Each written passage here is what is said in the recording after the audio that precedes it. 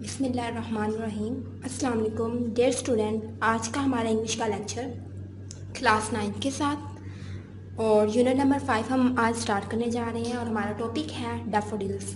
Daffodils mean आबी नरगिस और ये पोइम है, इसकी हम समरी करेंगे। स्टैंजा आपने नहीं करना, सब बच्चों को कह रही हूँ।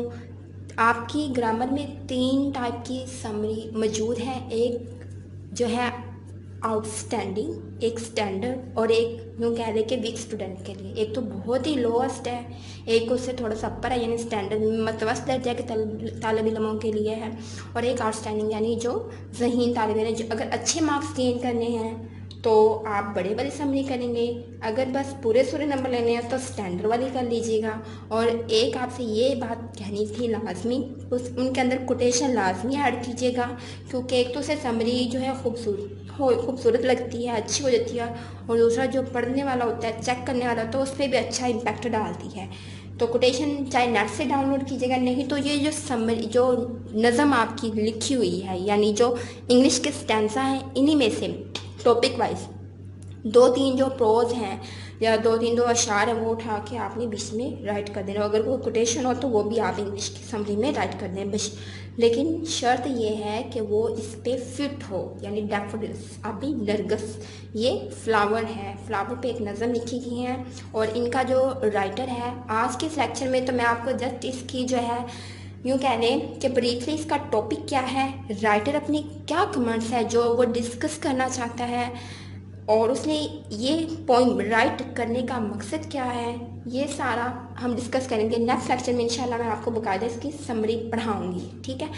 तो आपके पेपर में ये 5 मार्क्स की आती है, ठीक है। अगर आप बिल्कुल करेक्ट राइट करते हैं तो आपको पूरे 5 मार्क्स भी मिल सकते हैं, लेकिन मुझसे ये उम्मीद मत रखिएगा, बिल्कुल सही भी रखेंगे ना हर हरफ भी मैं आपको 4 नंबर ही दूंगी। तो यहाँ हमारे जो राइटर हैं इसके वो है विलियम वर्ड्सवर्थ, और जो विलियम वर्ड्सवर्थ है उनकी मोस्टली जो पोइम्स हैं वो नेचर पर, यानी यूँ कह लें कि ये हुस्न फितरत हुस्न के दिलाता है, यानी इनको नेचर से मोहब्बत है।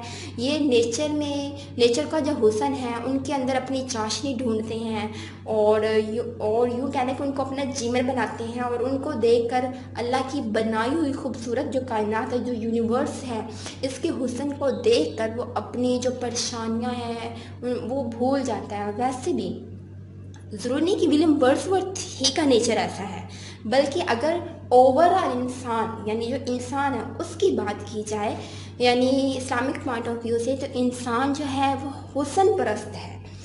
वो हर चीज़ में खूबसूरती ढूंढता है, हर चीज़ में जो भी खूबसूरत चीज़ होगी वो उसके पीछे जिद्दोजहद करेगा, जुस्तजू करेगा, और जब उसको पा लेगा तो फिर उसको छोड़ के उससे भी ज़्यादा खूबसूरत चीज़ ढूंढेगा।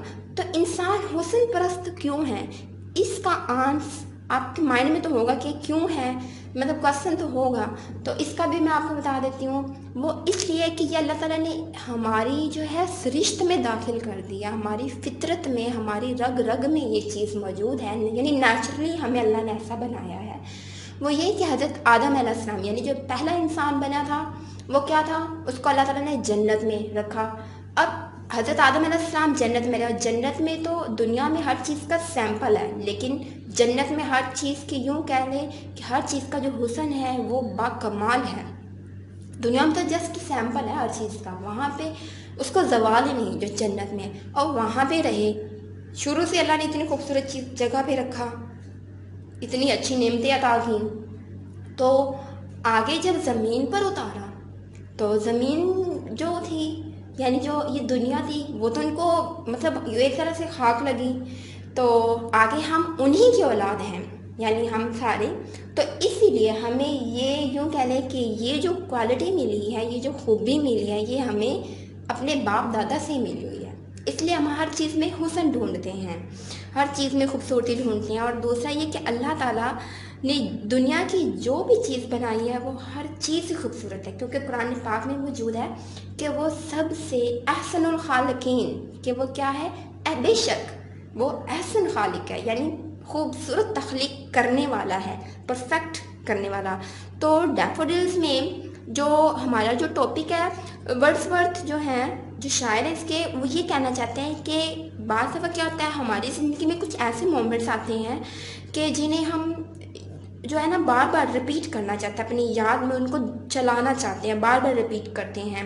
और ये वो मतलब लम्हात होते हैं कि जिनकी अक्कासी जो है ना तो तस्वीरें कर सकती हैं, ना ही कोई वीडियो कर सकती हैं, बल्कि वो जस्ट हमारी फीलिंग्स होती हैं, हमारे इमोशंस होते हैं जो कि उसको कवर करते हैं। तो इस नज़म में विलियम वर्ड्सवर्थ जो है अपनी लाइफ में जो है लफ्ज़ी तस्वीरों और एहसासात का जो है अहाता करता है। ये जो पूरी पोइम है ना, ये यूँ कह लें कि फितरत को खराज तहसीन है, यानी अप्रिशिएट करता है नेचर को, उसके हुस्न को और उसकी शान और शौकत के साथ मतलब उसको एक्सप्रेस करता है, उसका इजहार करता है। दूसरा ये हमारे सामने ना सिर्फ मतलब नेचर को अट्रैक्टिव और जो है पुरजोश हुस्न पेश करती है, बल्कि यूँ कह लें कि इंसानों पर इसका जो इफ़ेक्ट होता है ना, वो इंसान की रूह को तत्हीर कर देता है। तत्हीर मतलब पाक कर देता है और मतलब अच्छा। और दूसरा ये कि बर्दाश्त की नसरात भी मतलब पेश करते हैं कि हम बर्दाश्त करते हैं। और एक बात ये कि नेचर जो अल्लाह ने बनाई है ना, खुदा की कुदरत, हर चीज़ मतलब खूबसूरत है।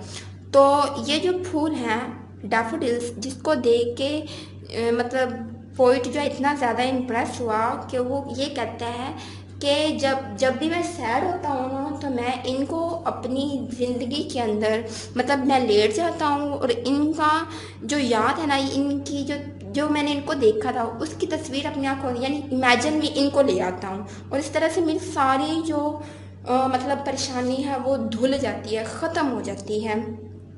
और जो मोस्टली राइटर हैं और जो पोइट्स हैं, वो डैफोडिल का जो फ्लावर है ना, ये ज़्यादा उनको अट्रैक्ट करता है, क्योंकि ये जो फ्लावर होता है ना, ये इंसानी आँख से मुशाबे है, यानी उससे रिजेंबलिंग रखता है और ये बहुत अट्रैक्टिव फ्लावर होता है, जिसकी वजह से और ये शायर जो पोइट है उसने सिर्फ एक फ्लावर नहीं देखा, उसने इस पोइम में ये कहा है कि यूँ हज़ारों फ्लावर, यानी जहाँ तहदे निगाह, जहाँ तक मैंने आँख उठाई वहाँ तक ये फूल जो है मुझे नज़र आए हैं।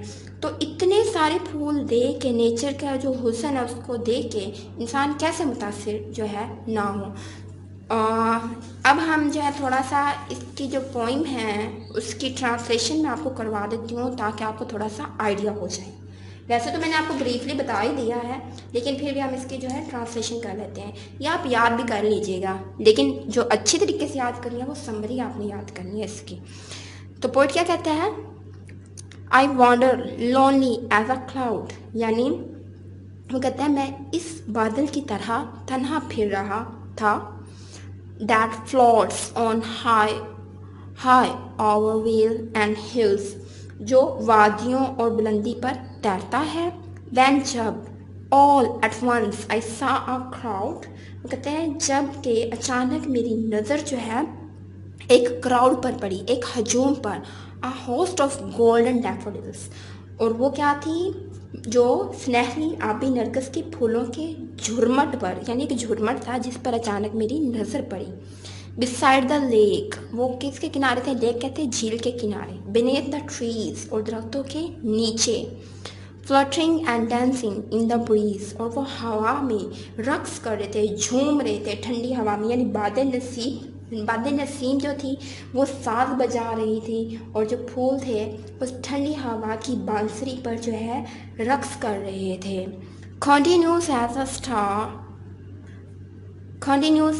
star that shine, और वो कहते हैं वो ऐसे मतलब चमकते सितारों की तरह मतलब वो शाइन कर रहे थे। And twinkling on the milky way, कि जिस तरह कहकशां पर सितारे जो है टिमटमाते हैं ना और चमकते हैं, वैसे उनकी तादाद कंटिन्यूस यानी जारी थी, यानी लातादाद वो थे।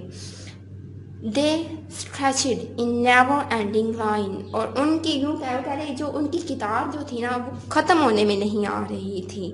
Along the margin of a bay, वो झील के किनारे के साथ ना ख़त्म होने वाली कितार में उगे हुए थे। 10,000 सा आई एट अ ग्लास, और वो कहते हैं मैंने एक नज़र के अंदर तकरीबन जो है 10,000 फूल देखे। tossing their heads in sprightly dance, और वो जो खुशी के साथ रक्स करने के दौरान जो ना ड्यूरिंग अपना सर हिला रहे थे। और ये जो tossing their heads in sprightly dance ये एक पर्सनिफिकेशन है, ये फिगर ऑफ स्पीच भी इंशाल्लाह मैं आपको करवाऊंगी। आगे है the waves beside them dance but they out did the sparkling wave in Glee. वो कहते हैं जो लहरें थी इनके करीब रक्स कर रही थी, लेकिन वो जो है खुशी में चमकती लहरों से बाजी लेके, यानी वो उनसे भी ज़्यादा खूबसूरत लग रहे थे। यानी वो कह रहे हैं लहरें बेशक उठ रही थी, यानी अच्छा मंजर था, लेकिन जो फूलों का नाचना रक्स करना वो लहरों के रक्स करने से ज़्यादा अच्छा था। The poet could not but be gay in such jocund company. वो कहता है जो शायर है ऐसी खुशबार सोबत में खुश हुए बगैर ना रह सका, मतलब उससे ये रहा ना कि इतनी अच्छी जो सोहबत उसको मिली खूबसूरत। I gazed and gazed but little thought. वो कहता है मैं मतलब उसकी तरफ घूरता रहा, देखता रहा, मतलब बगैर सोचे उनकी तरफ देखता ही रहा। What wealth the show to me had brought, कि इस मंजर ने मुझे क्या दौलत अता की है। Far oft one on my couch I lie। वो कहते हैं कि अब अक्सर जब मैं अपने बिस्तर पर जो है लेटता हूँ, खालियुल ज़हन, यानी जब मेरी तबीयत जो है ठीक नहीं होती तो मैं अक्सर अपने बिस्तर पर लेट जाता हूँ। इन वैकेंड और इन पेंसिव मोड, और यूँ कहने के मतलब उसको पेंसिव मोड में होता है, यानी मतलब परेशानी के आलम में या गमज़िदा सैड मोड में होता है। They flash upon that inward eye. तो वो क्या करते हैं अचानक, वो कहते हैं मैं उनको अपने तस्वुर में ले आता हूँ, अपनी आंखों में बंद कर लेता हूँ उस मंजर को, जो मंजर उसने कैप्चर किया था। Which is the bliss of solitude, और वो खुशी मुझे मिल जाती है मतलब तन्हाई के अंदर। वो कहते हैं जो मेरी तन्हाई में खुशी बनते हैं वो मंजर। And then my heart with pleasure fills, और उसके बाद जो मेरा दिल होता है वो खुशी से लबरेज हो जाता है, मामूर हो जाता है। And dance with the daffodils, और आबी नरगिस के फूलों के साथ रक्स करने लगता है, झूमने लगता है। इसी तरह हमारा आज का जो लेक्चर है वो कंप्लीट होता है। नेक्स्ट लेक्चर में इंशाल्लाह हम इसकी समरी करेंगे, ठीक है। होमवर्क में आपने ऐसे कीजिएगा जो मैंने आपको मतलब चले इसी का तर्जुमा, ठीक है, ट्रांसलेशन आपने लिख लेनी है। इसी तरह थोड़े सा आपको मतलब आइडिया भी हो जाएगा और थोड़ी सी आपको याद भी हो जाएगा कि किस टाइप की समरी हमारी आएगी। आज की डेट डाल के होमवर्क नीट एंड क्लीन करना है, एक पूरा ये पैराग्राफ लिख के उसके बाद इस उर्दू राइट करनी है। टेक केयर, खुदा निगहबान।